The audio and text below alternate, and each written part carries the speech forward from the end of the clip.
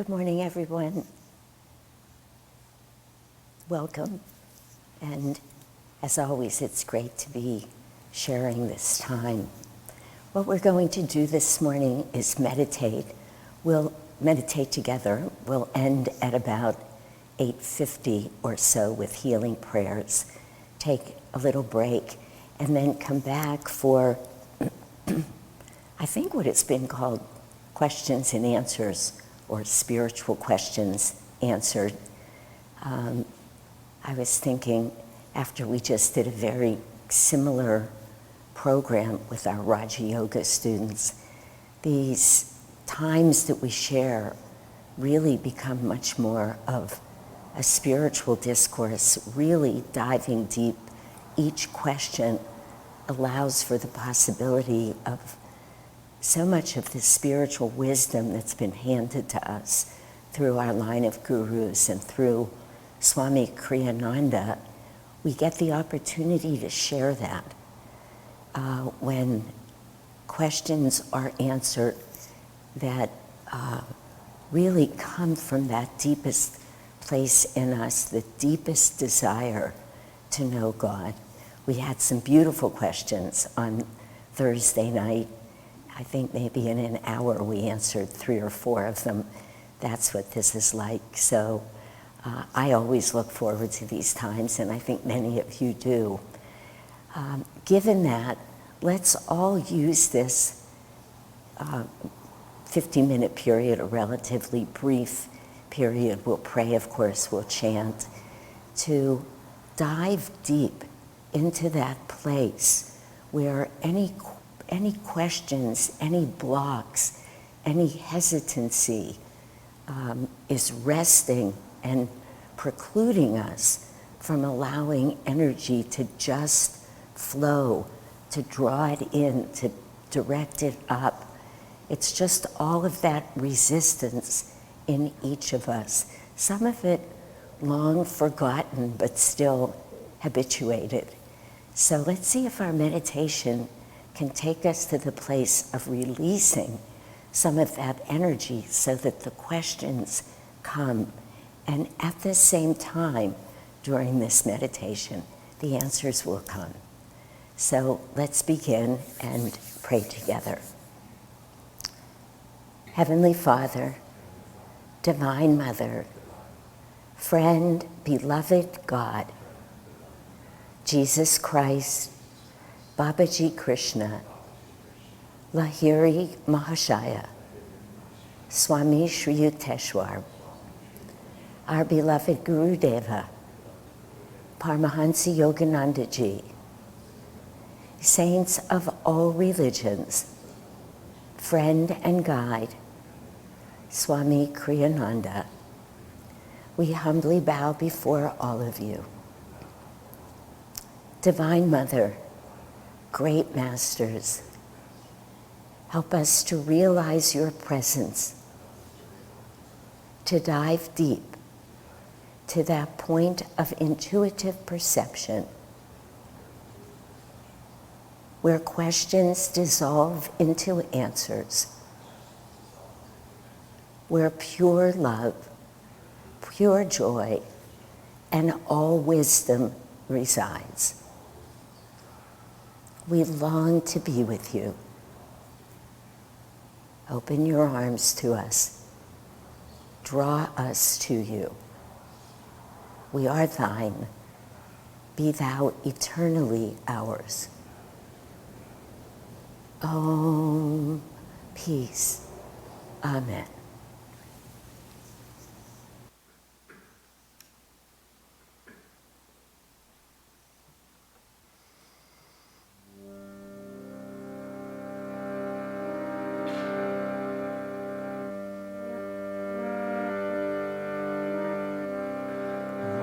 Is this life flowing through my veins? Can it be other than divine?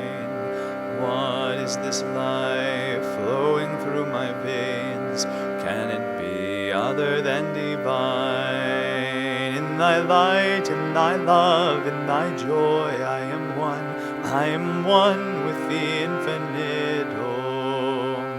In thy light, in thy love, in thy joy, I am one. I am one with the infinite Om. What is this energy flowing through my form? Can it be other than divine? What is this energy flowing through my form? Can it be other than divine? In thy light, in thy love, in thy joy, I am one. I am one with the infinite Om. In thy light, in thy love, in thy joy, I am one. I am one with the infinite Om. What is this consciousness flowing through my brain? Can it be other than divine? What is this consciousness flowing through my brain? Can it be other than divine? In thy light, in thy love, in thy joy, I am one. I am one with the infinite Om. In thy light, in thy love, in thy joy, I am one. I am one with the infinite Om. What is this power flowing through my will? Can it be other than divine? What is this power flowing through my will? Can it be other than divine? In thy light, in thy love, in thy joy, I am one. I am one with the infinite Om. In thy light, in thy love, in thy joy, I am one. I am one with the infinite Om. What is this life flowing through my veins? Can it be other than divine? What is this life flowing through my veins? Can it be other than divine? In thy light, in thy love, in thy joy, I am one. I am one with the infinite Om. In thy light, in thy love, in thy joy, I am one. I am one with the infinite Om. What is this energy flowing through my form? Can it be other than divine? What is this energy flowing through my form? Can it be other than divine? In thy light, in thy love, in thy joy, I am one. I am one with the infinite Om. In thy light, in thy love, in thy joy, I am one. I am one with the infinite Om. What is this consciousness flowing through my brain? Can it be other than divine? What is this consciousness flowing through my brain? Can it be other than divine? In thy light, in thy love, in thy joy, I am one. I am one with the infinite Om. In thy light, in thy love, in thy joy, I am one. I am one with the infinite Om. What is this power flowing through my will? Can it be other than divine? What is this power flowing through my will?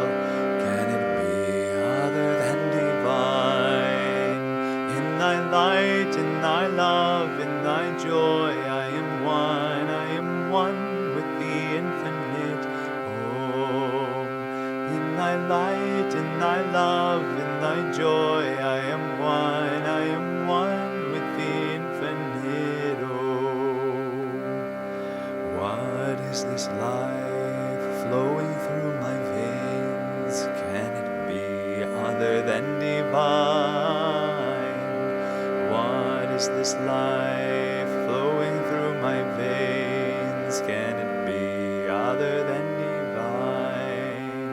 In thy light, in thy love, in thy joy, I am one with the infinite. Oh, in thy light, in thy love, in thy joy, I am one with the infinite. Oh, in thy light, in thy love, in thy joy, I am one with the infinite.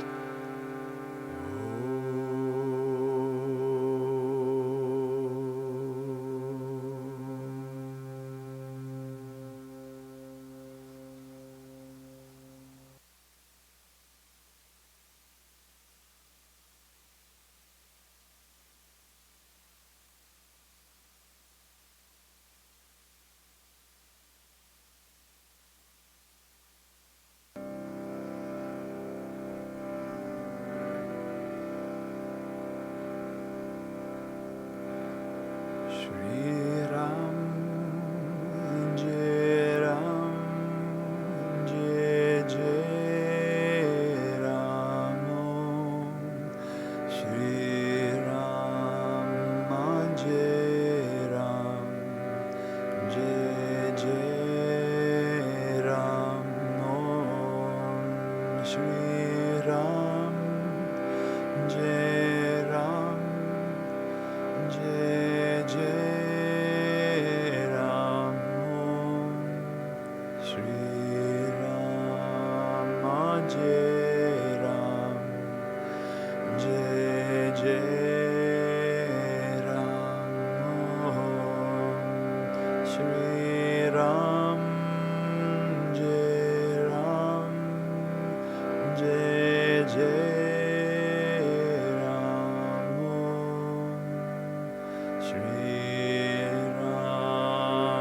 Jai Ram, Jai Jai Ram. Shri Ram, Jai Ram, Jai Jai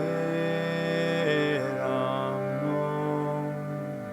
Shri Ram, Jai Ram, Jai Jai Ram. Om Shri Ram, Jai Ram, Jai Jai Ram.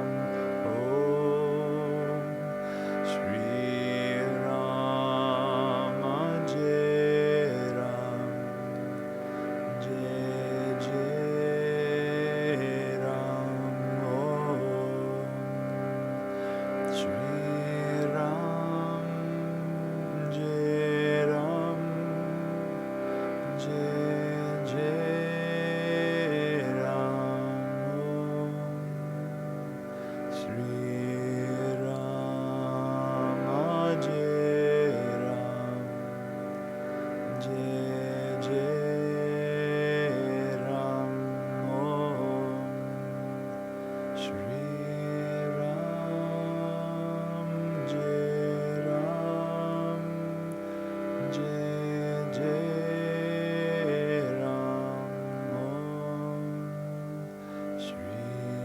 Ram, Jai Ram, Jai Jai Ram. Shri Ram, Jai Ram, Jai Jai Ram. Shri Ram, Jai Ram, Jai Jai Ram. Shri Ram, Jai Ram, Jai Jai Ram. Shri Ram, Jai Ram, Jai Jai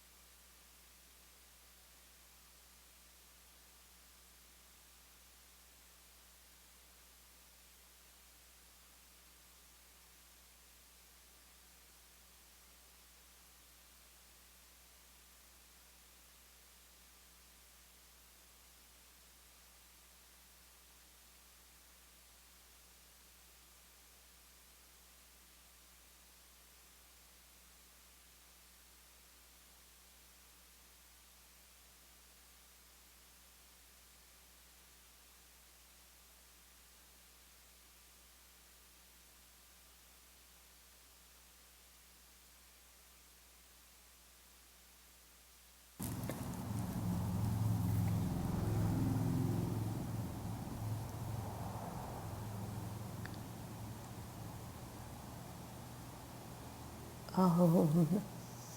Peace. Shanti. Amen.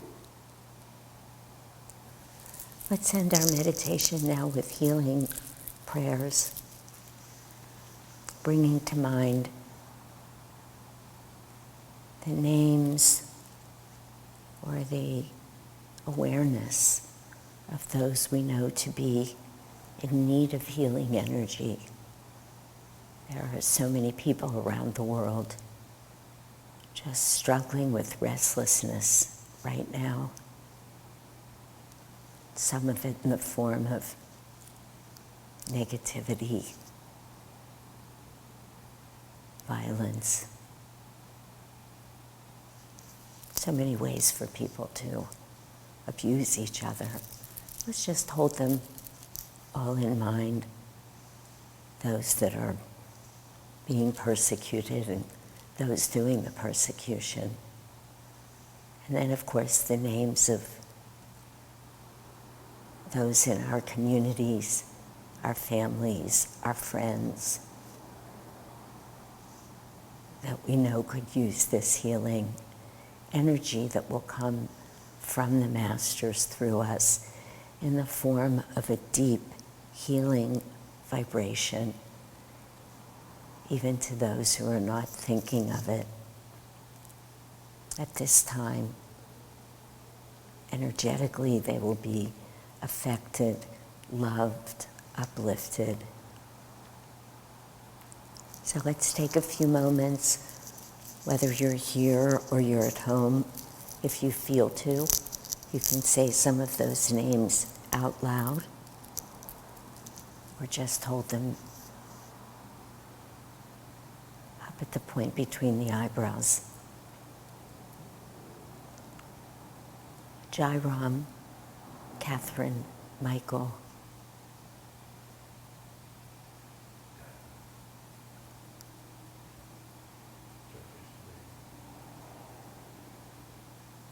Suman, Krishna, Lahari, Ananda Prem,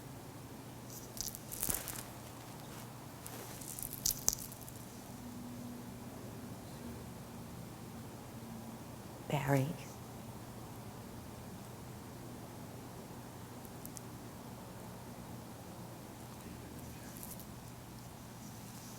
Ananda Portland,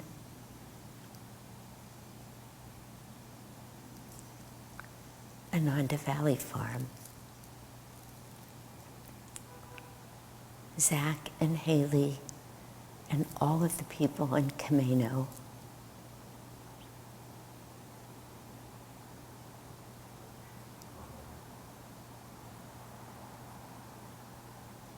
Santoshi, Arminda.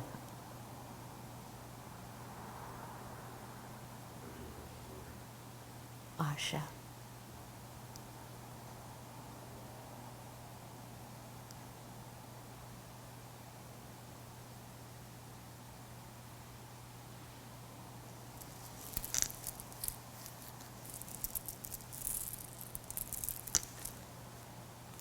For these souls and all souls on our healing prayer list around the world, and for all those in need everywhere, let's pray together. Divine Mother, Thou art omnipresent. Thou art in all Thy children. Manifest Thy healing presence in all bodies, minds, and souls.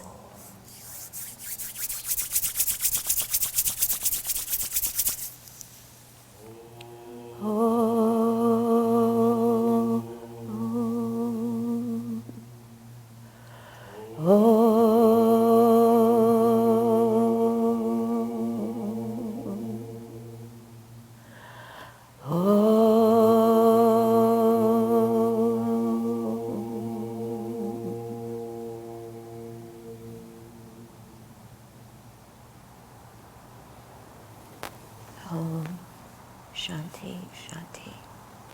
Amen.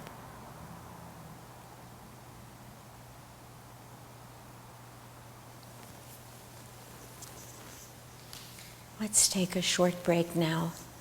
We'll resume in probably 5 minutes.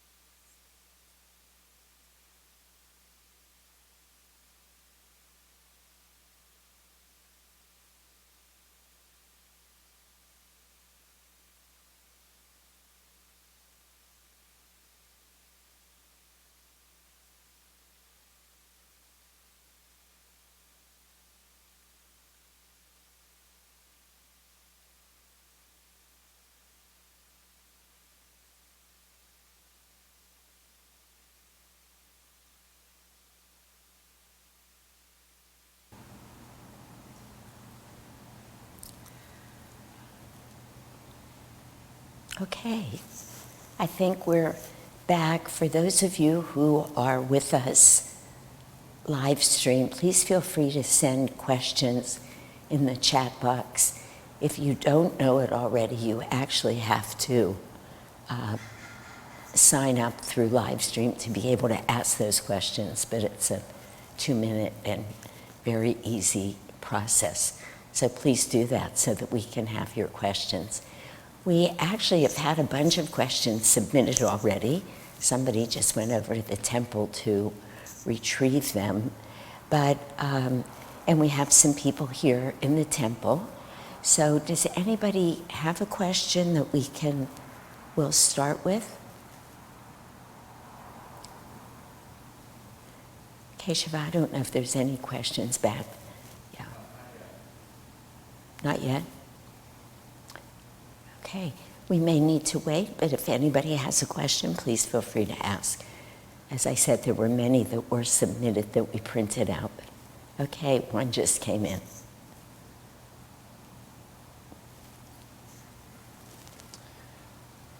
Sometimes I struggle with resisting to doing what is necessary, and I feel like I'm wasting an enormous amount of energy. How can I overcome my resistance? Well, that's a very good question, and I'll bet everybody who's watching or in this room, or everybody everywhere, if they had thought of it, they would have asked the same question. Yeah, resistance is so much a part of how the ego and Maya gets a hold of us. I mean, even energetically in terms of magnetism, it makes sense. There's a huge draw on us, a huge pull to go out and to not do that which is necessary to overcome that magnetism and come in. So I'm saying that just to say, not to feel badly, or that part of you that says, I feel like I'm wasting a lot of energy. It's true, you are. Unfortunately, we all are when we do that. You know, there are so many times I've taken to tell myself this, which is one of the things I'll say that will be helpful, and that is when I'm going to sit to meditate, or I'm with a group and I'm meditating, or I'm in a class, I tell myself, you're not going anywhere else. You're not going to do anything else. You have actually committed to being right here. Could be at your altar for 15 minutes. It could be at your altar for 2 hours, if that's what you want to do, but you've made up your mind to do it. And so I tell myself, don't be sidetracked right now. You're actually not going shopping for dinner. You actually can't solve that problem with the person you need to talk to. All of that will come later. And interestingly, the more I tell myself that, the easier it becomes to focus and to do what it is I need to do. I was reading a lot of lessons that Swami Kriyananda wrote in various places, various books, letters to people last week, because I was away and I was doing a series of talks on the essentials on our path. Well, you know, he's written all about all of it. Right attitude, service, devotion, and then finally attunement. Those were the topics. But one of the things that he kept telling us is, as hard as spiritual practice is, because it is hard. Any of us who are making this effort, which is all of us who are gathered here or online, are doing that. He spoke about how every time we make an effort and every time we meet a goal, and you know, I'm not sure in what you're talking about. It might be meditation, it might be maintaining a good attitude, it might be the effort that we put in trying to attune our vibration to the vibration of the gurus, which is, of course, the goal of the whole path. But every time we win, every time we have a yes, we did it, we felt our heart open, or we did a good deed, or we smiled at somebody. These are Swamiji's words, not mine. Every time it helps us make that spiritual progress. So we've taken a step forward. We may not feel that, but he said every good deed brings us closer to our goal.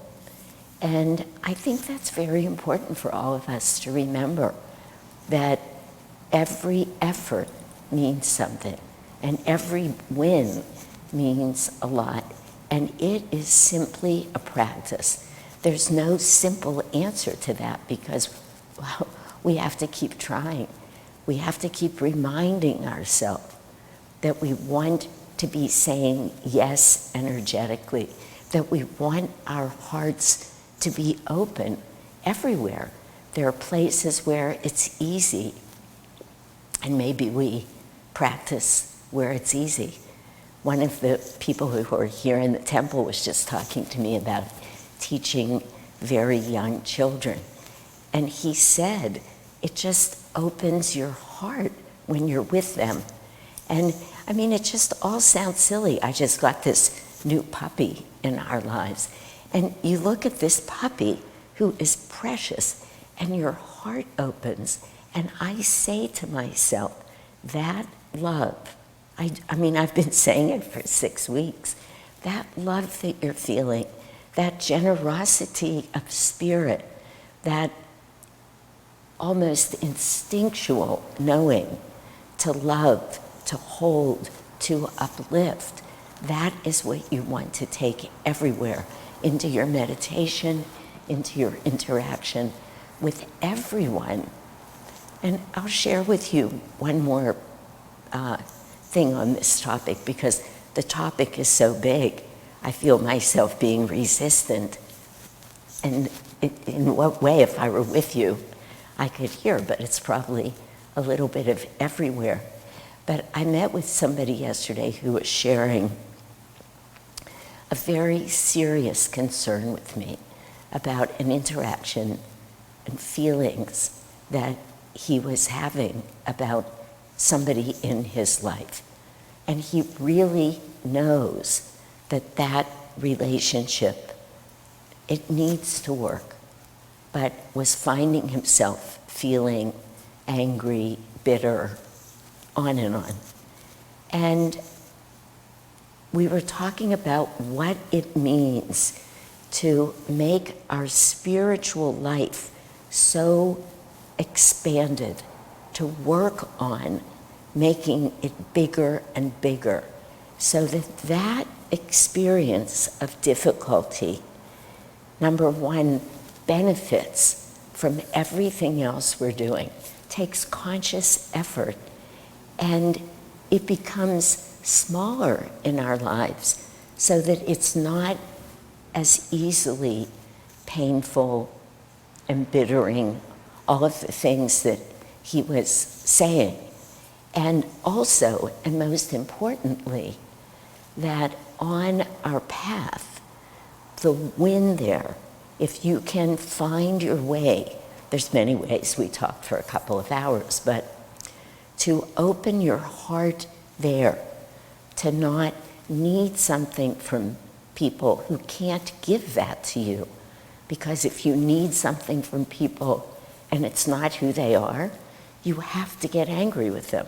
It's just the way it goes. The only way around that is to be able to get closer and closer and closer to loving them as they are. That's a practice. And I'm saying all of this because these are all the ways we resist on our path. We hold on to that. I deserve, you owe me. I don't like you the way you are. I'm not going to sit to meditate right now. I'm not going to come to a class that's being given.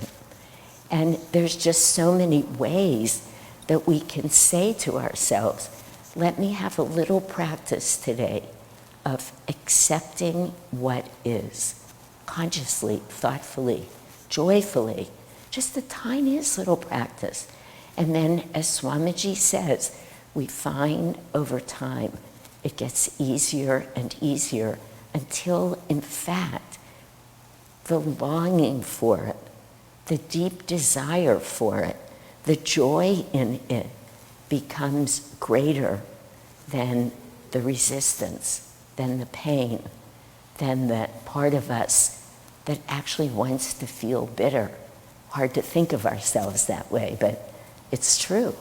So we have to work at neutralizing that and then uplifting ourselves in ways until we can't even find that place that would want to be mean or negative or not sit in the morning, whatever it is.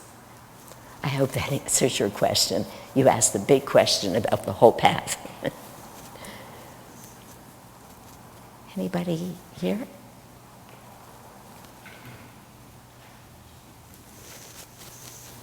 Yeah, I've been exploring this concept of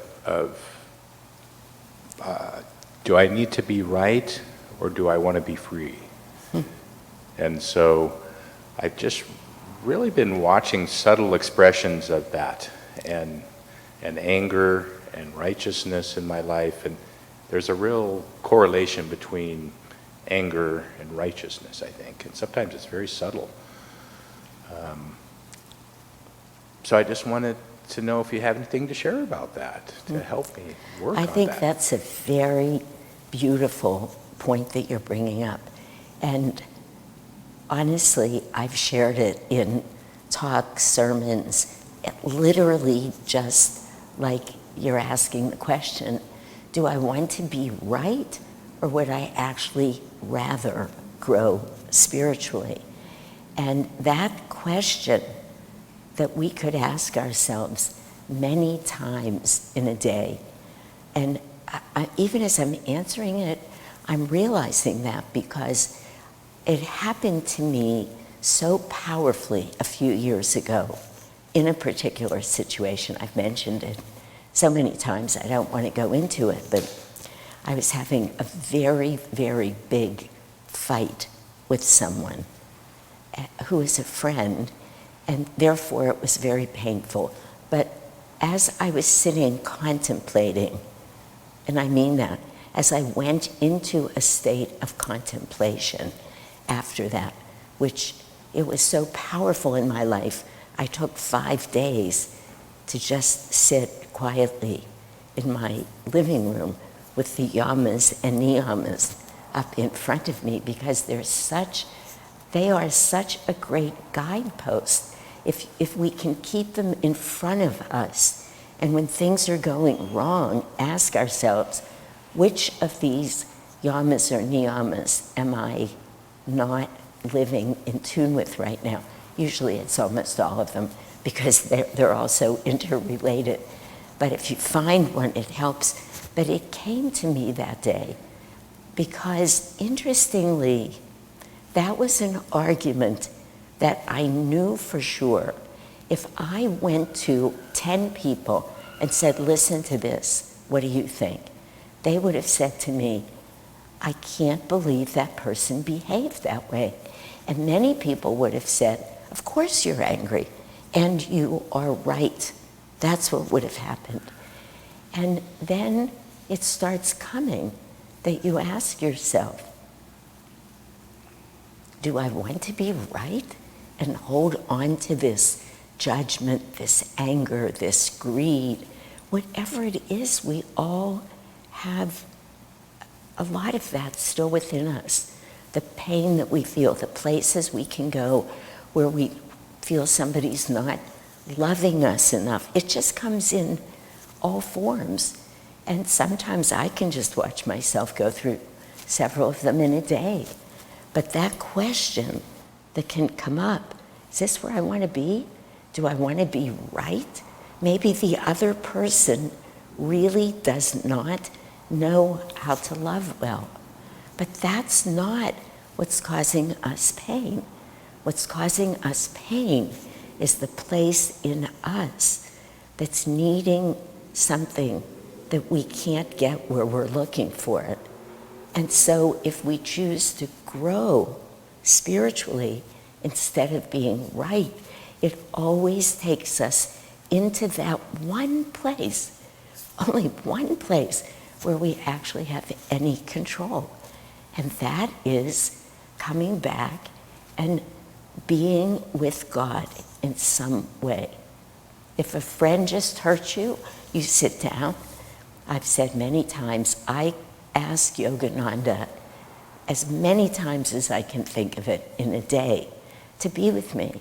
My friend just hurt me. Would you come here, be with me? And there it is, the divine himself putting his arms around you and being the best possible friend, loving you in the best unconditional way. And after a while, it starts feeling really good. And you realize that every time there's that little hurt, that little desire, all those things. And as Virendra just said, that place between anger and righteousness, it's a fine line. But I would ask, what is righteousness really when we're talking about these things on the spiritual path? The only righteousness that exists are all of those actions, thoughts, desires that take us closer to God. That's why we could call the battlefield, our life being a battlefield, and we go right to a righteous battle, which is what Krishna talks about in the Bhagavad Gita. It's the whole way it's laid out. This is what's righteous. What's righteous is coming back and making decisions that will keep leading us closer to God.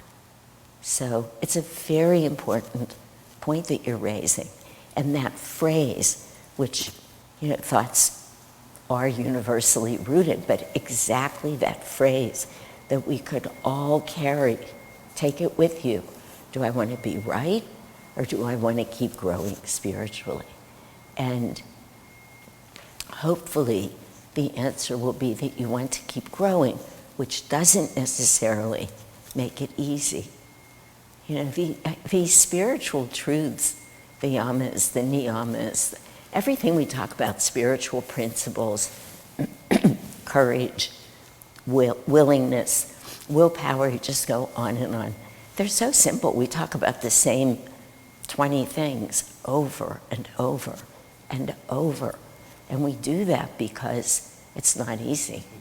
They're simple, but they're not easy. So we keep reminding ourselves, I'd rather grow spiritually. I really would rather grow spiritually. I'll just say one more thing. After I've been with my current partner, who I've now been with for 35 years, almost exactly. But after 10 or 15 years, I think it was 15. I have to be honest, I wish it was 10, but it was 15. I said to myself one day, you always argue over the same things. Nothing's changed. It's always the same triggers that get you going. So when are you going to quit arguing? And it really came to me, now is the time, now. And I've said this many times, I haven't been 100% about that, but I've been way better than I would have been if I didn't say to myself that day, you will never argue with him again. You will never see him as being anything other than God himself. And there are times where for days in a row, I'll pout. He's not loving me enough. He says he loves me, but he's not this or he's not that in my mind. And then I wake up from it again, sometimes in 2 minutes, sometimes in 2 days, every once in a while in a few more days. But I come back to it, he's perfect, exactly as he is. That's exactly why he's in your life, because every challenge that comes to us in life brings us to the precipice of freedom. That's what Kabir said here one day years ago, and it's just been in my mind. Every challenge that is presented to us brings us to the precipice of freedom. It's powerful. It's really powerful, and it's truth. So just, Master always said, bite off more than you can chew, then chew on it. That's what he said. So chew on that. Every challenge.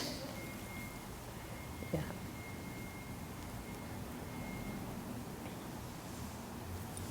Alyssa?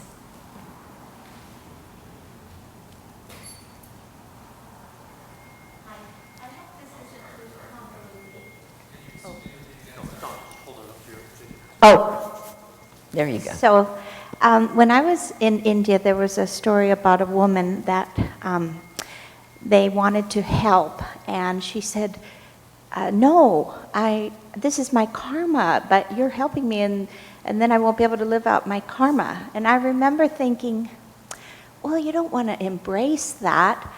And then I realized, oh, that's like the story of my life. How do you know when you're just accepting and living out your karma versus you're drawing this to you because you think that's what you deserve? That's pretty complex, sorry. You're asking a very deep question, of course, and like probably the answer to every question, there is something about,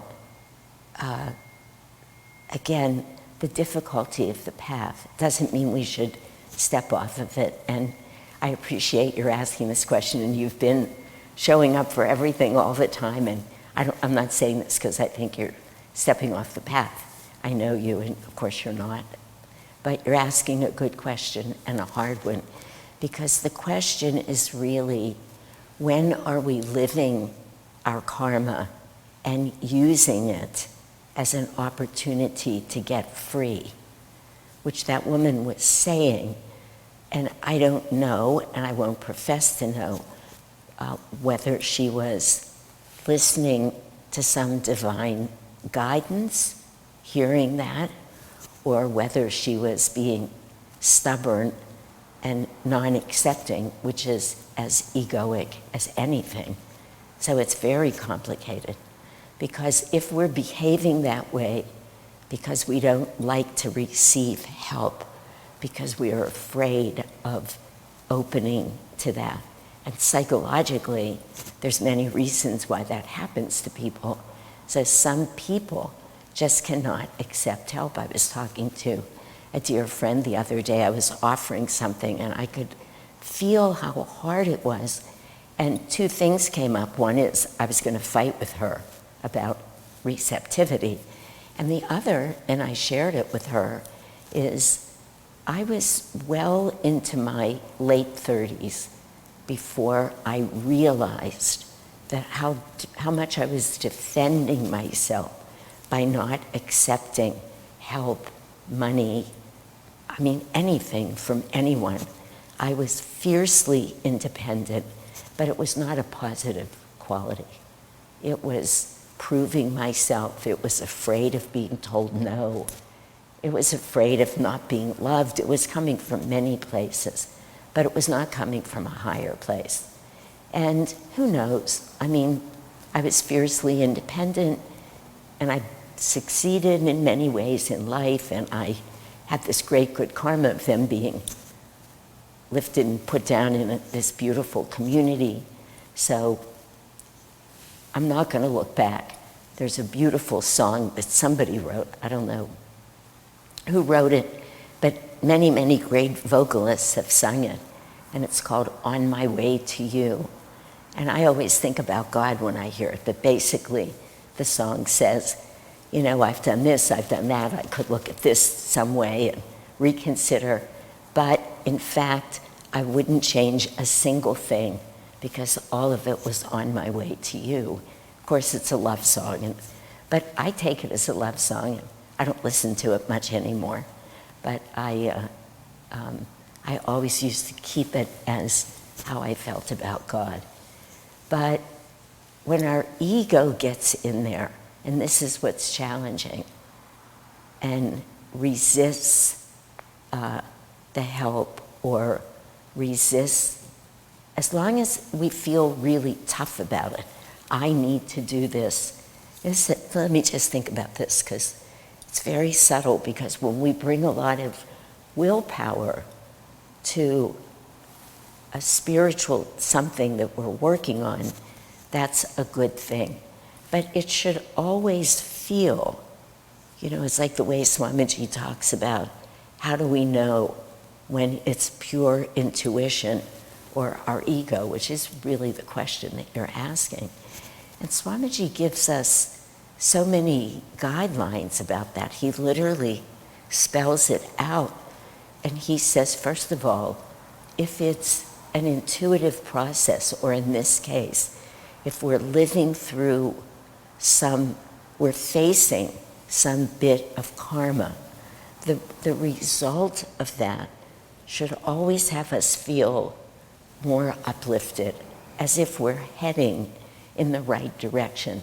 That's complicated, but again, the more we do it, we begin to develop an awareness in our heart chakra that can say to us, yes. And it's trial and error. So sometimes you have to step into the place where you're being more egoic and say, this doesn't feel right. Feels like I'm being stubborn, feels like I'm being brazen, feels like whatever all of those feelings are that lean into the ego before we know. And then we say, let me come back and listen. We put that question out in meditation. We say to the gurus, I need help with this. I'm not sure. Help me, give me signs. Help me to be aware of ego versus attunement. We ask for help. And the other thing we do is that we seek spiritual counsel more directly in the form of our teachers that are here that we can actually come to and say, what does this sound like to you? Let me just tell you my dilemma. What do you think? That's what that person was doing yesterday with me. And at the end of that time together, could say, wow, I actually feel, and it was a discussion, it's not like an answer came to me, but as we talked, it was almost like a spiral stairway of awakening. It went higher and expanded more into the light, this very serious issue that he was dealing with. So it was in conversation with a spiritual friend, with a guru bhai. And there are many people who are, of course, none of us are perfect and none of us are without ego. But this is an important point that I always like to make, because that point comes up in discussions.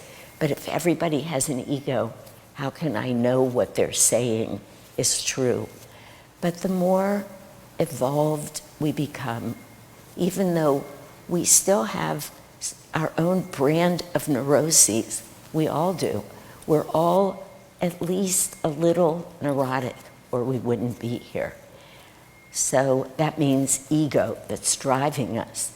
But as we evolve, many get to the place where they can put themselves aside, their needs, their understanding, their particular thoughts about them for themselves, step outside of themselves and really just be with you. That's a sign of a brilliant psychotherapist, and it's the sign of a very good minister or mentor or friend. Let me think about and feel. Let me sit with what is your next step spiritually. So seeking counsel in that way is also a very good thing.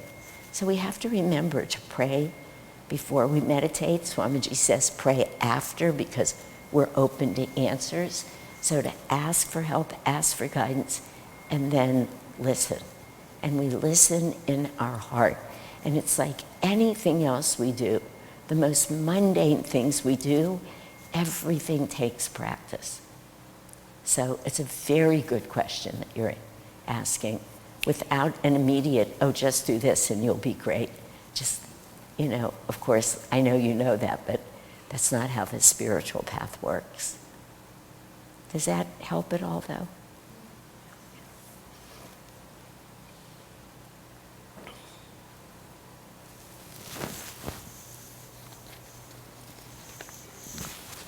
Keshava has one that's come in online, so.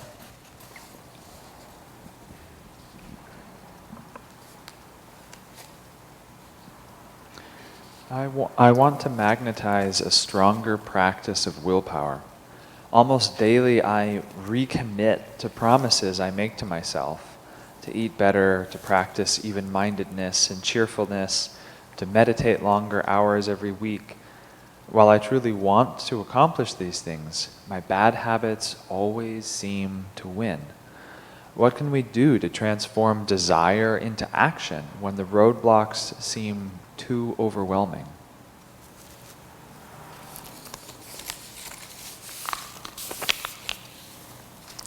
I think really a lot of the answer that came through on the first question would answer. These questions are remarkable. They're really right exactly at the core of all of what all of us are trying to do.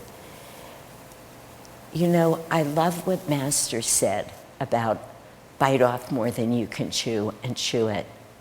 And I understand that he was inviting us, and I think this is important, this clarity which just came to me. I feel like he just said, but say this, you need to tell them, because I haven't thought of this any time I've read that, but I really feel like he's tapping. Don't forget this, that what he's saying is stretch yourself. He's saying don't get complacent on the path. Don't get lazy. And it's easy to do that. But he's not saying put everything in your mouth that's on the plate at the same time and try and chew it. He's not saying to do that. He's saying bite off more than you now know that you can comfortably chew. And this is a very important distinction, because if we're trying to do too much, we will have that feeling that you described so beautifully. The roadblocks are many. I mean, that probably comes up in, I don't know how many of Swami Kriyananda's songs. It's simply the truth, but it's like working out. It's exactly like working out in any way that we do it. And if you've been trying to work out and you can't, don't use this as the example then. But every time we work out, if we just keep lifting 5 pounds of weight because we know it's easy, we're not going to reach our goal. If we just walk 1 mile a day, which may be perfect for many people, it's always just exactly what they can do without hurting themselves. So it doesn't matter what I'm choosing. But if we get to the point where we can become unconscious about what we're doing, we're not stretching ourselves, we're not expanding, we're not growing. So I would say find one way to challenge yourself each day. All those things that you listed are wonderful. They're all necessary. But tell yourself, I'm going to find a moment in the day that's challenging me, or a person, or whatever. And I'm going to say, right now, even-minded and cheerful. Even-minded and cheerful. I have too much to do. I'm feeling anxious. Just for a moment, I'm going to be even-minded and cheerful. And be that. Allow yourself to relax into your heart. Make yourself smile physically, literally, make yourself smile. Energy shifts. You know, energy is so subtle, and it will change with the least little bit of effort. And again, I feel this so deeply, and it's very, I want to say I know it in a deep place, and it's hard to put it into words other than to just say it and know it's the truth. The least little bit of a shift in our energy is much more transforming than our minds will let us imagine. I hope that makes sense, because it's the truth. So I want to say it again. The least little shift, that willingness when you feel you cannot meditate anymore, and the mind or your effort, the spiritual effort, says, you can. Sit for 2 minutes and look right into Master's eyes, just for 2 more minutes. Feel his love. Feel his desire to enter you and to help you. You'll sit for 2 minutes, and it may feel long, but if you do it, that shift in energy is more transformational than our minds will let us imagine. We don't know. When I was teaching a class on right attitude some months ago, my sort of research took me to one of the last chapters in the Raja Yoga book. Some of you who took that class on the essentials heard me say this, but boy, is it worth repeating. In there, where he's talking about the astral spine, and he's describing Kundalini, which is all of everything that's holding us in a place of ego, worldliness, all of the stuff that we always talk about. Everything that's not yet allowing us to be spiritually free, which is a lot. It's coiled up in essence, a ball of energy. It's fine to think of it that way.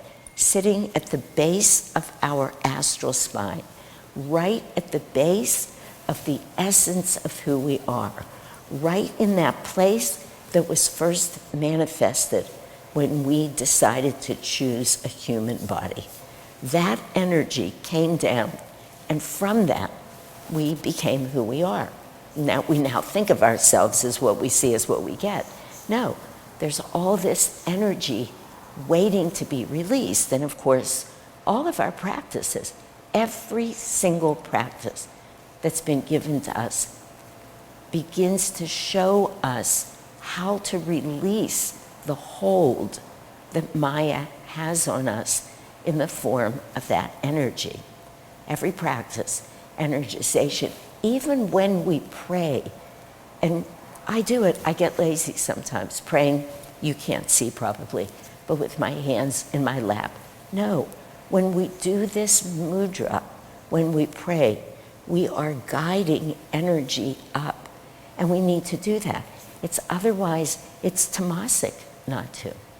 So we led a class one time on all of our practices that lead to Kriya Yoga and why we do each one of them.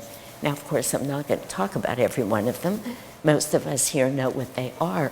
But each one of them is designed to help us begin to free energy till we get to Kriya, which is, as some great saint said, the most powerful technique ever given to man, which with self-effort can free us. It's still a technique, but it can free us.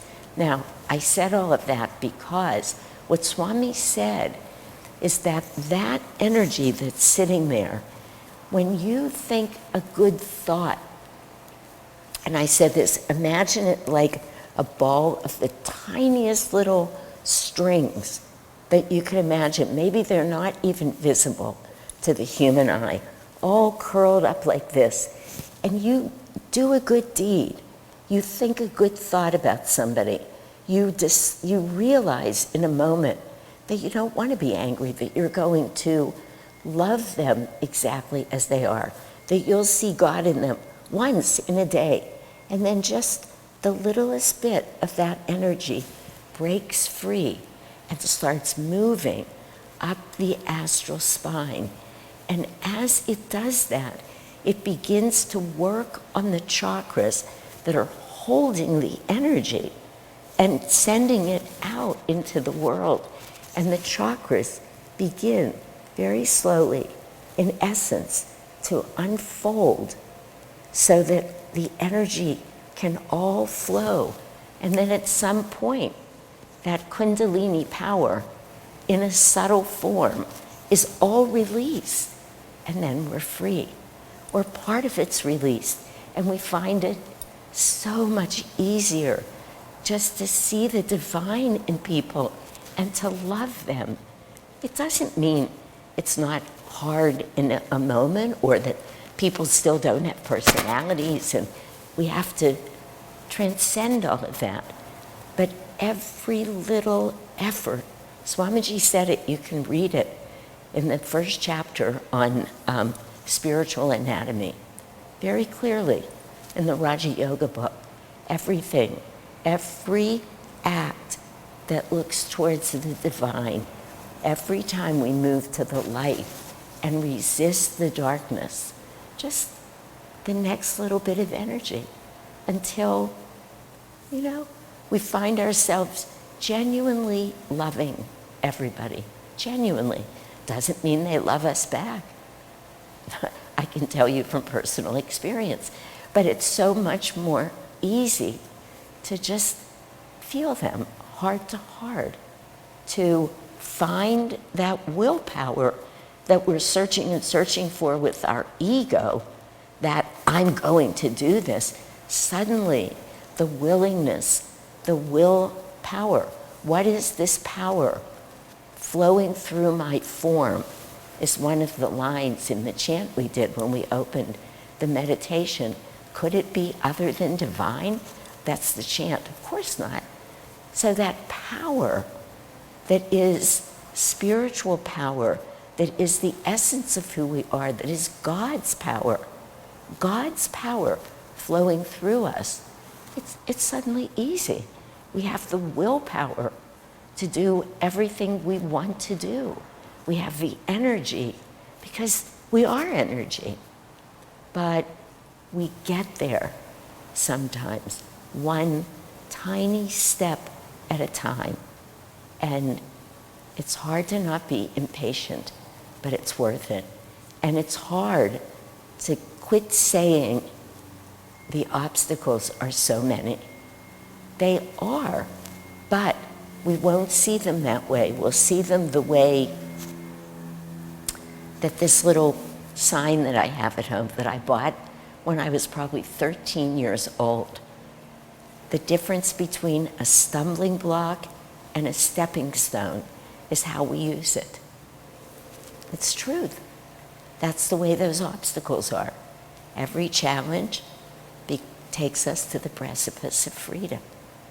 Very meaningful, important lessons. So. How can we practice unconditional love with our loved ones in the same way as the Guru loves his disciples?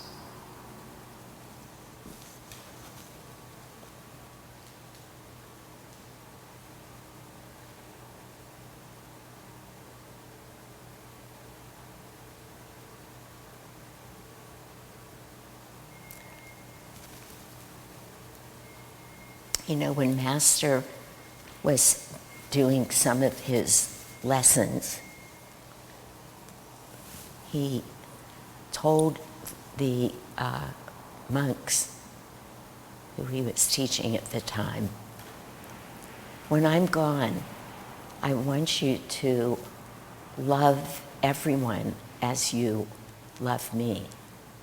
I want you to treat everyone the way you treat me. I want you to serve everyone the way you treat me.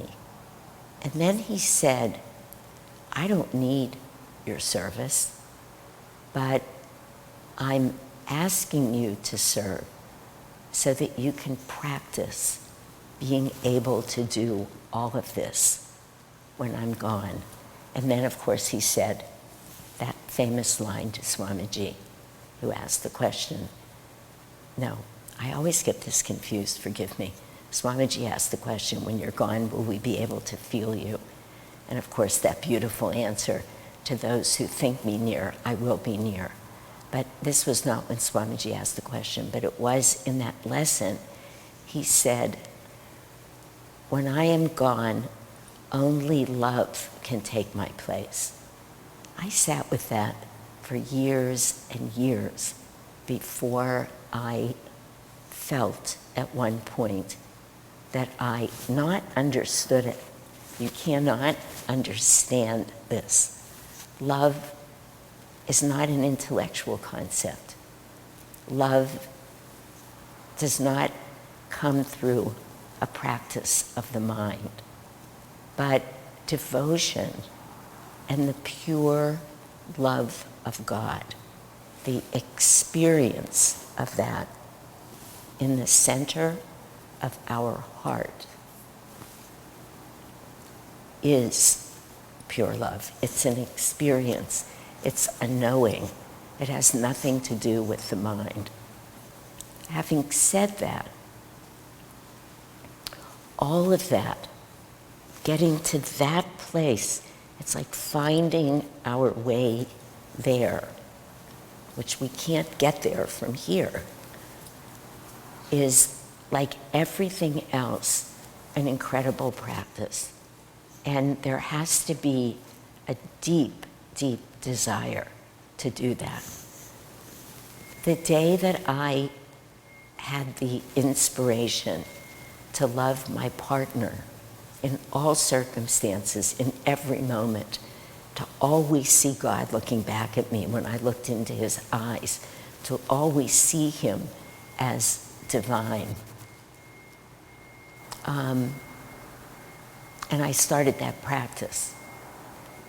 One day it came to me, you don't only have to do this with Barry. You can be this way with everybody. You begin to practice. You look into people's eyes because, let's face it, as human beings, who, as I've already mentioned, are all neurotic in a little bit or a lot of ways, this is not easy. We're not God. We're just simply not God. Master said that to Swamiji in essence, several times, that, and I forget how, I wish I could remember now, when he was talking about the ocean, and I'm sorry, I can't remember, but it was like offering somebody the ocean, and he didn't say this to Swamiji, but what you have is a cup. We're not master. So that's where we want to go, though. So we pray for their love to flow through us. That's that chant that we sang when we were praying for the whole power, for the whole world. God's power. Pardon me? Vitality, yeah, all the words. And I don't even know if love was in there, but is the word love in there? Yeah, doesn't matter. We can put it in there. We can even use that chant because we chant it all the time. God's power, and I can't remember all the words. Good health and strength. Okay, vitality, good health, and strength flow through me. Yeah, and we repeat it, flow through me, flow through me. You could add love. God's power is love. And you could just say that, flow through me, flow through me. That's what we want as human beings. We can't love that way, but God can love that way. So it's the next time where our prayer and listening and our practice, that practice to open your heart and with your heart see God. And start practicing with 1 or 2 or 3 people. And practice either where it's easy or where you know it means a lot. It means a lot with your partner. If you're going to be with them for the rest of this incarnation, it's the hardest place to love unconditionally because we've chosen them exactly for this reason, to really once again grow and expand. But boy, do our partners have access to those places in us that want to resist or react. It happens in almost every human relationship, almost. Every once in a while I meet somebody who tells me that they've never had an argument, that it's been pure, unconditional love from day one. And most of the time I believe them when they tell me that, but it's rare. So for most of us, our partners become a very good place to practice this because there is a lot of love there. There's a lot of desire to stay with them, but it's not necessarily divine love. It's not the love of the gurus.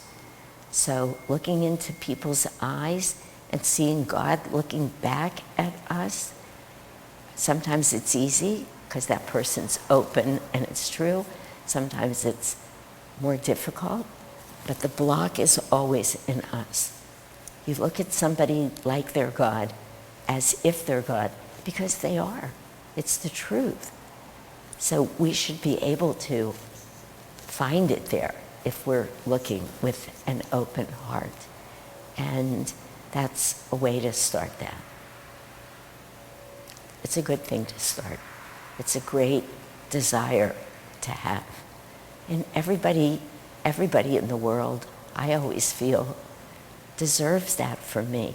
It's very easy for me to get to that feeling because I was a nurse, I was a doctor, a minister. It's like everybody, you want to serve everybody, as Master said, the way that I would serve him or he here. And often I say to myself, if I'm misbehaving, I ask myself the question, would you do this if Swamiji was in the room? No.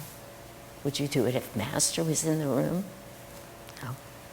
For me, I say, would you do it if Jyotish and Devi were in the room? No. It's more real because they could be. So we always have to know God is always in the room. He's always in the room. And we should, as Master said, behave accordingly. So.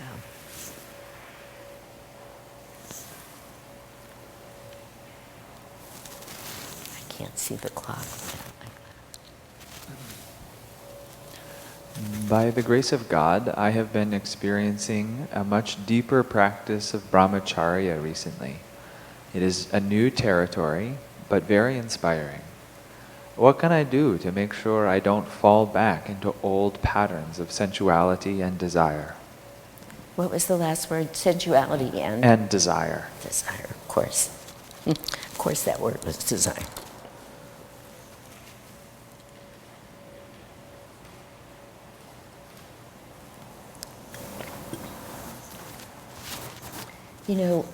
I think sexuality, which is of course a part of sensuality, but sexuality particularly is one of the most difficult things as a human being. It's easier to resist. Master said the 3, I forget what he called them, but the 3 major temptations to be, he didn't use the word resisted, but that we have to work with and transform that energy, were money, alcohol, and sex. He interestingly said alcohol is the most dangerous because it disinhibits us. So it makes us looser in all ways. But it's very challenging. There are many, and again, I'm saying this because it's important for us to not be so hard on ourselves that we have to leave the spiritual path. To make rules that if we find we can't live with those rules, we unknowingly start leaving. So I always feel great compassion for myself and for others who are making spiritual effort and yet not winning the game yet in every way. Because it's the effort that we spend that is really, it's directional. The spiritual path is directional. So let me say that I'm so happy for you in whatever way the energy, the power, the spirit, and all there is to be gained by living as a brahmachari is being good for you, and that you're feeling the richness of that. And the richness of that is, of course, pulling all of that energy that so often is outward, looking, waiting, is this the one? How do I feel about that one? Do I find them sexy? Am I turned on here or not?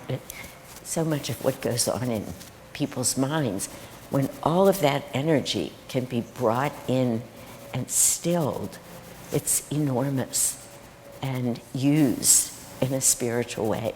So good for you. I feel that when I fast, when I've done longer fasts in the past, and I realize how much energy I use thinking about food, planning meals, shopping for food, the preparation of food, the eating of food. Wow, for me, it's a lot in a day, and I love food, so it's particularly a lot. It's not like, oh, if somebody puts something in front of me, I'll eat it. But what I realize, because that's another sensual draw, is how much energy is expended, how much of our precious energy. But your question is, what can I do to try and prevent being drawn back in those ways, being lured by that very strong power? I remember once I called Jyotish because I had been counseling somebody, this was many years ago, who had a particular sexual inclination that they really wanted to stop, but they couldn't. They just couldn't. It would come up, they would resist the behavior, the seeking of another person or the act, whatever it was, doesn't matter really. And then within an hour or two, they had given into it. And we tried many things in terms of what can you do. I mean, but let me just tell you what Jyotish said, so I called him and I said, we've been talking about this for many, many months, maybe even a year. And Jyotish said to me, he said, probably I will tell you all of the things that you've already said, because he knows we do, it's true, when we want to resist something, we go right to the nearest altar. That's really what we should do. And the nearest altar, of course, is in our heart. But we find an altar and we start to pray and we ask God and gurus to take that impulse from us. Or we sidetrack ourselves. We go out for a run or a long walk, or we find a friend and we talk to them. All of those things, or we chant. I mean, it just goes on and on. Anything and everything that would take you in the right direction. The right direction means uplifting that energy again. So there are many things that one can do, and we just have to practice them over and over. It's a transformation of energy at so many turns in our life. And that energy is saying, nah, you don't really want to be there. You really want to come out, back out into the world, you know? And that's when Jesus says in that song that we sing every year at Christmas in the oratorio, and Jesus is saying, "Get thee behind me," Jesus did say, and he goes on and he talks to Satan, but with such power when that voice comes in, "Get thee behind me." It's like, Satan, get out of here. And we need that. It's in a strong voice and we need it. No, I don't want to go out there. I am headed this way. And then do one of those things. But what Jyotish said is, he said, the most important thing, Shanti, to share with people is that you have to immediately nip those desires right in the bud. You have to nip it. So far we don't have it out by its roots, which is the best thing to do when a weed's growing without our control. But as soon as we allow ourselves, we get tempted, we get seduced, because it is so seductive. I'll just think about it for a moment. I'll just enjoy it in my mind for a moment. You've lost the battle. We all know it. We've all been there. Whether it's with food or anger or whatever it is, it doesn't matter. Those seductive desires, and certainly with sex. And I've practiced this with many things in my life since he said it to me. Many things. As soon as it comes in, and I've practiced it with judgmental thoughts, because it's so easy to be judgmental. Why are they doing this? Why aren't they doing that? Their behavior upsets me. It's more than, there's just so many ways. I mean, really.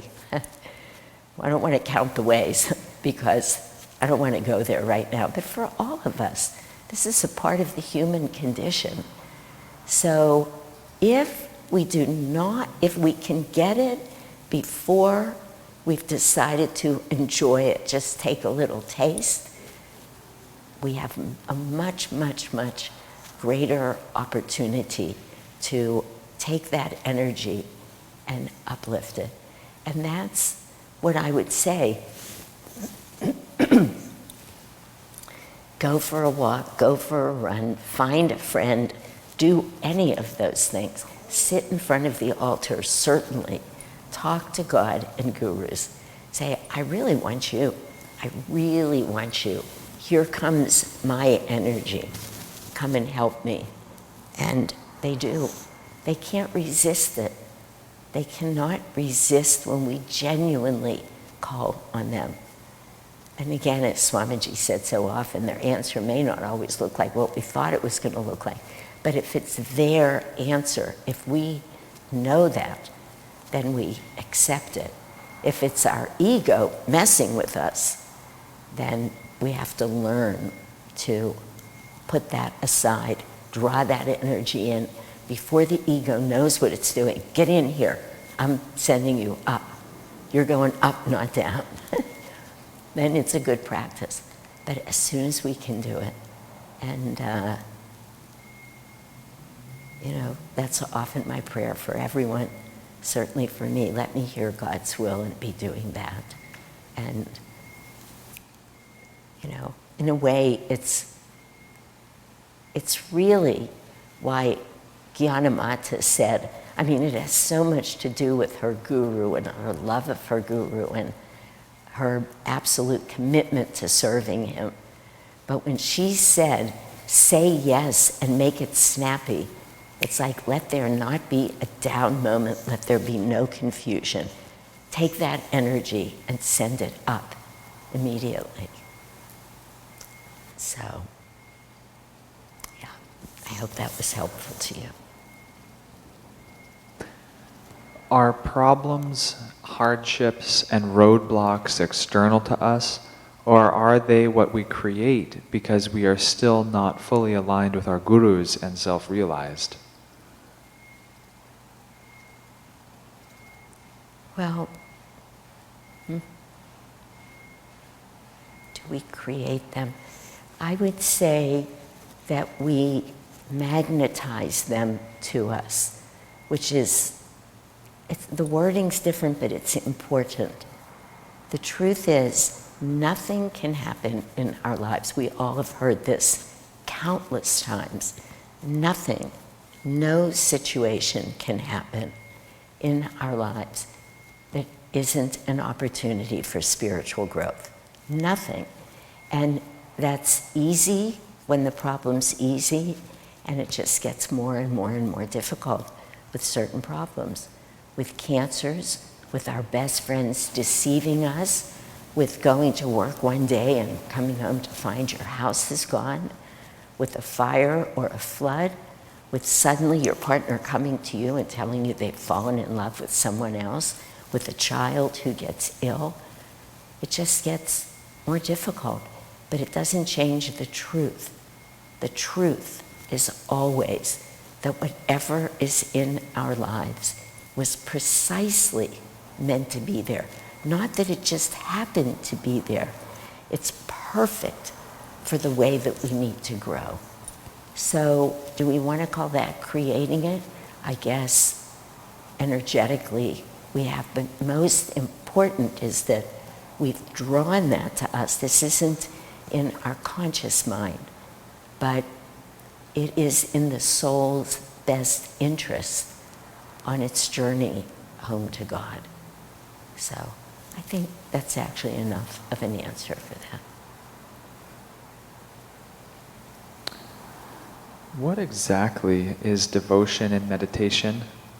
The word devotion has layers of meaning such as loyalty, time spent, giving, offering, maybe even concentration. But I have a hard time in meditation feeling that I'm offering up, feeling devotion. What is that? And usually it feels more like a fantasy. I can say words, but actually feeling them is very different. How can I approach this more fruitfully?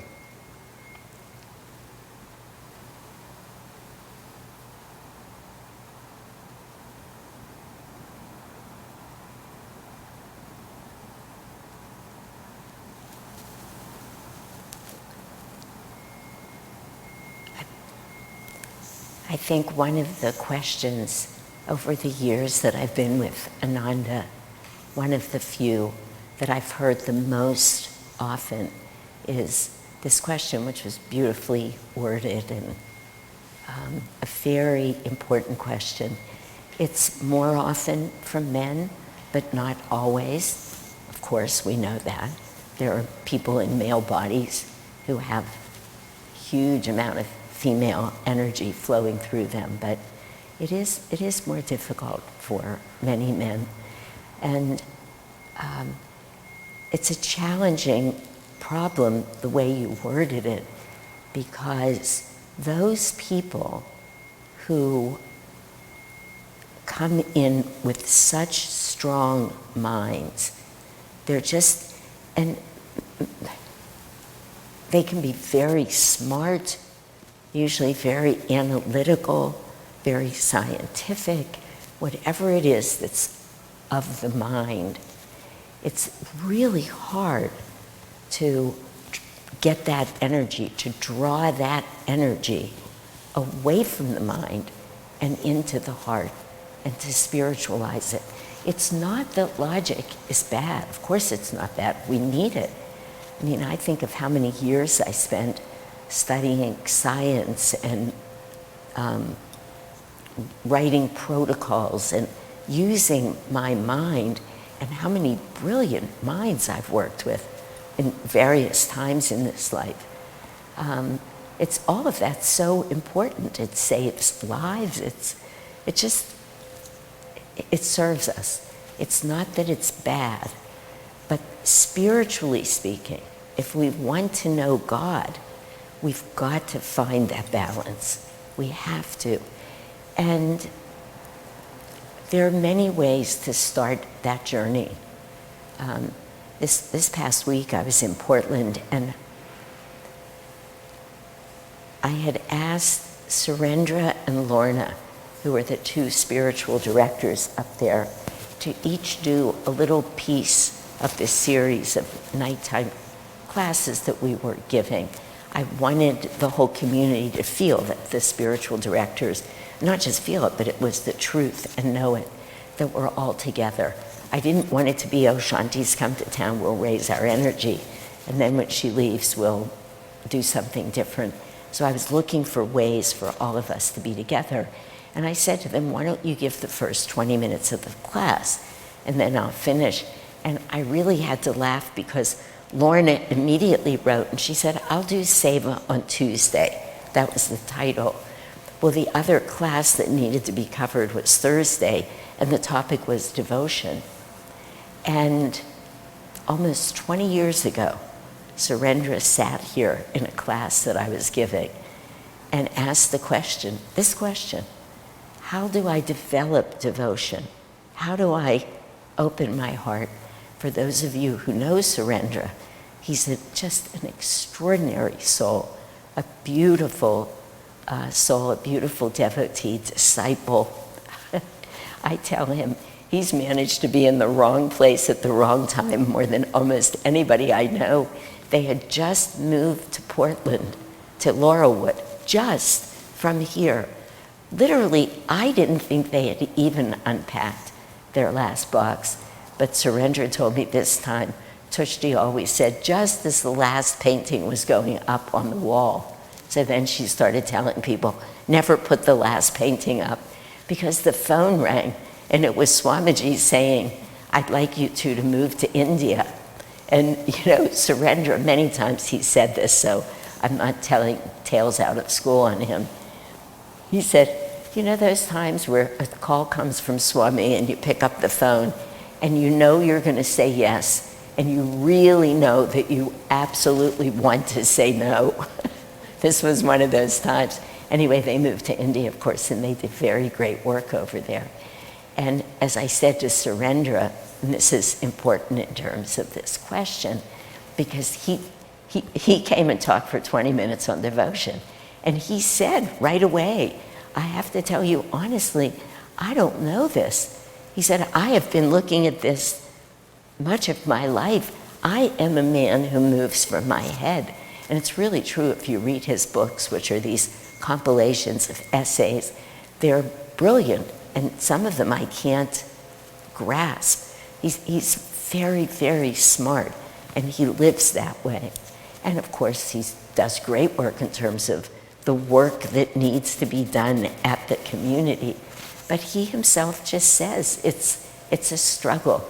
On the other hand, and I said this out loud to that class, Surendra is the most caring, compassionate, generous of spirit, humble people that I've ever met, ever. He's remarkable.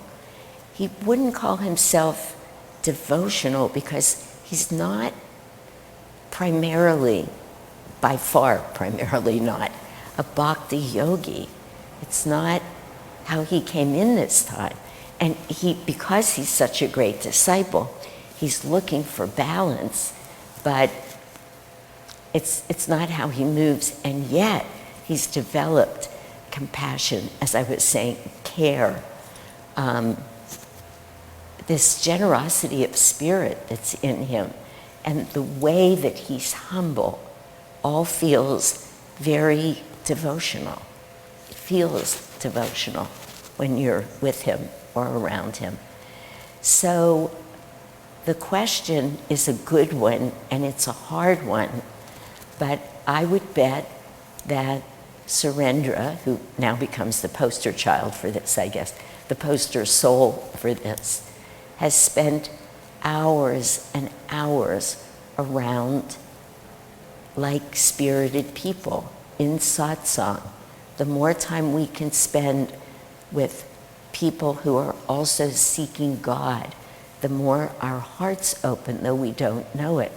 The more we can chant or listen to chants, our hearts open, even though we're not consciously aware of it. I have at times told people, many in a class or clients that I've worked with, buy one of those graphic manifestations of the chakras that's in this dimension, horizontal, vertical, sorry. For some reason it just left my mind. But it's in this direction because it's the direction of our astral spine and where those chakras are. So it's beautiful. And sit in front of it and just imagine that your heart is a flower that opened fully. And from your heart to the heart chakra on that graphic design that you should buy, one that you love, just start breathing, sending energy, sending cool and warm air if that's the way you want to think of it, but going from your heart to that heart chakra and back, and from your heart that is wide open to that heart chakra and back. Do it with the master's eyes, always, just as a practice from your heart chakra. Make sure you allow it to open first. Now, these are just practices, because if you've asked the question, what you're praying that I'll tell you is some way that your mind can solve the problem, and it's not going to work. There's a famous story that Davy tells all the time. I'm not going to tell it, but it's about a man who's lost and he's looking for directions, and he goes from one person to the second person to the third because people keep misdirecting him. And finally, the third person starts like this. You know, what you need to do is go down to the first turn.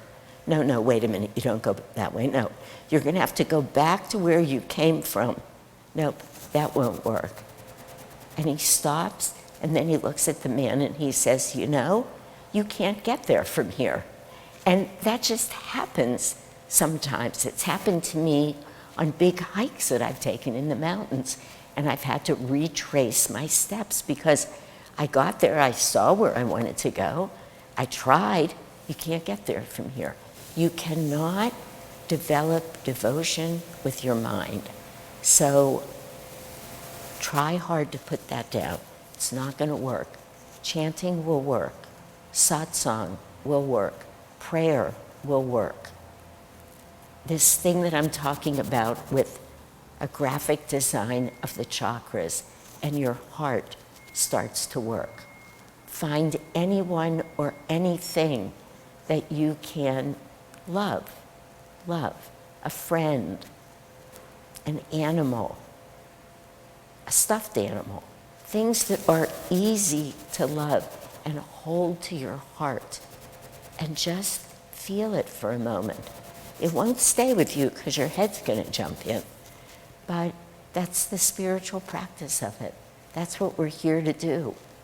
We're not here just to say if we're not at the end, we've failed. We're here to really love the path. You know, when it came to me that I was going to be going to medical school, my husband, a different husband,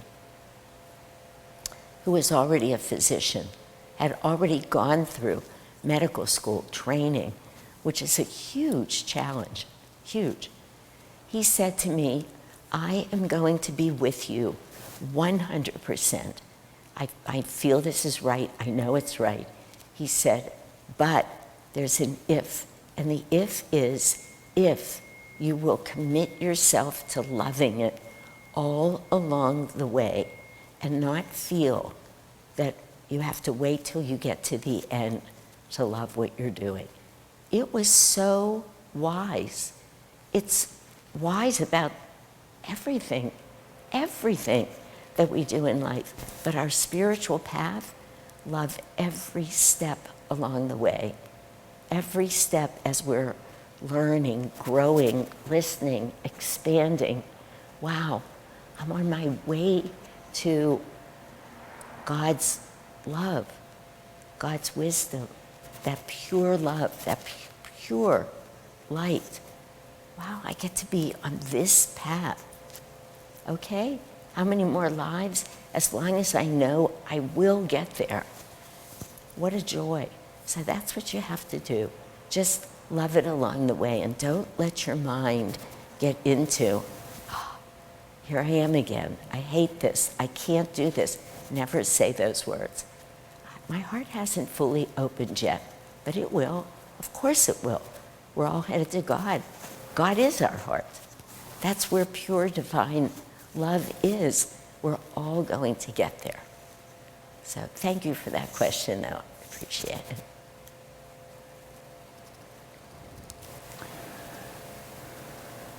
Karma versus free will. I'm given to understand that fundamentally karma is everything, down to the color shirt I put on, or whether I put peaches or bananas in my yogurt, to say nothing of the big stuff. And that free will consists of little more than the choices we make and our reactions to what comes before us. This may be rather a simplification, but would you say it's at least semi-accurate? And would you mind expanding on this for me? I would say it's completely accurate, and the word in your question, or the way you phrased, nothing more than, I forget the question exactly, but nothing more than the decisions we make. Excuse me.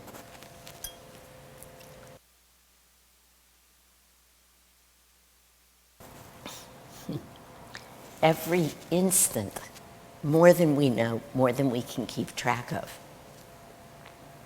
is a decision we're making. And every decision that we make, every single one, takes us toward God, toward our true divine self or away. Everyone. And that is precisely what free will is. But it's not nothing more than. It's not like it's easy. It's not something that should be discarded like that. It's sort of a wow. Karma is real, and it exists, and it is, to a large degree, taking us forward or upward or outward in ways that we can hardly know. And yes, Master told Swamiji, right down to the tie that you put on. It's all predetermined. I remember one day, this is so many years ago, I had these yellow shoes that I really loved. And we had gone in to meditate somewhere, and we had all left our shoes out.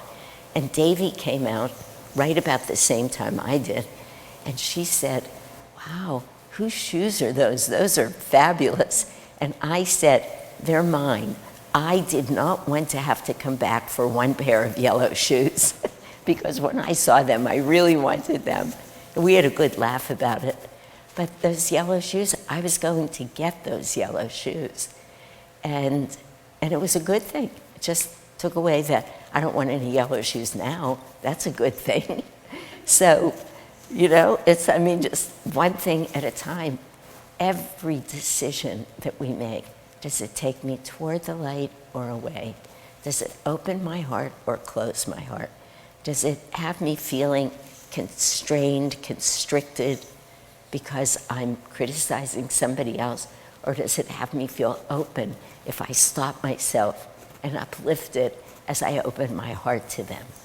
And it's just remarkable, more than we can keep track of in a day.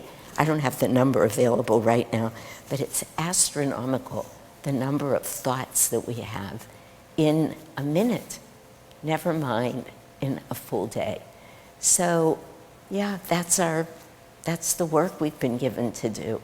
That is what free will is. And here's a very important thing that Master says. He says, you do not need to live out every bit of your karma. Because remember before I said, if we have a kind thought, if we do a kind deed, when we sit to meditate, the longer we can concentrate, the more chance that we do. It's releasing all of this energy. And if you imagine a stream and you open a dam behind just that little stream or a river, when the flow is more. And in our case, it's an upward flow of energy, but it's a beautiful image. It starts drawing in so many things that look like they were stuck.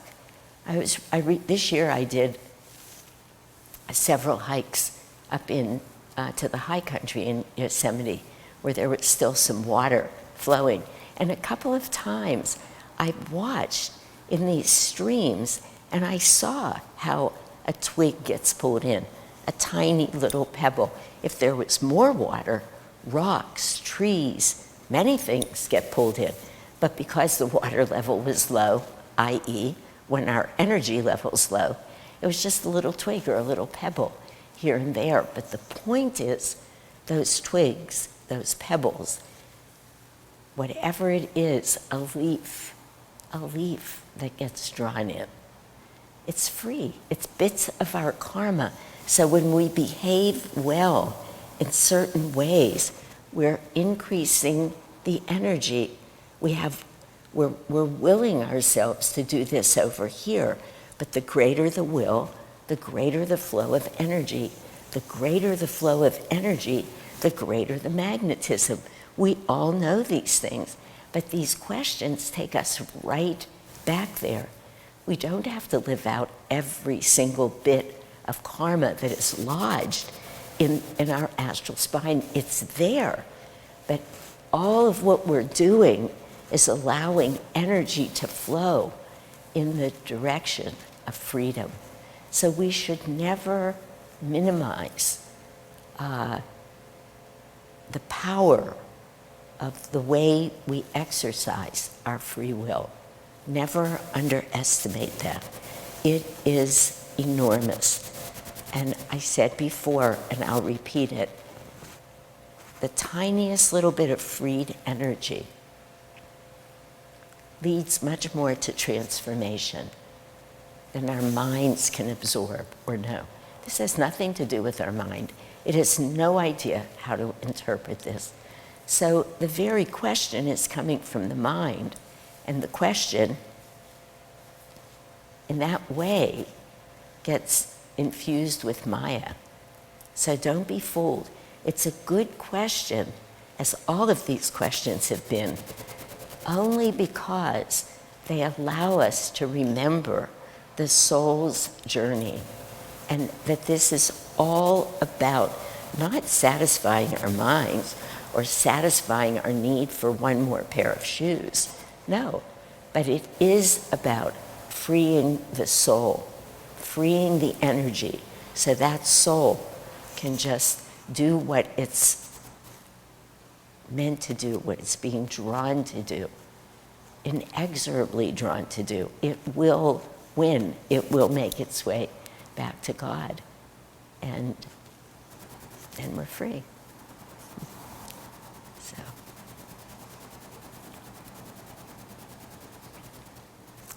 are there any more questions? Let me just see again. I'm sorry, I can't see the time, so I'm 10:35. Yeah. Anybody have any more questions? I'm sort of feeling, if not, we'll end here. We'll end a little early today. I have lists of questions in front of me, but unless somebody has one right now that feels, yes, I want to ask it, I think we'll, no more coming in, right, Keshava? Okay. Anybody? Okay. Are you all okay with ending it here? Yeah? Okay, great.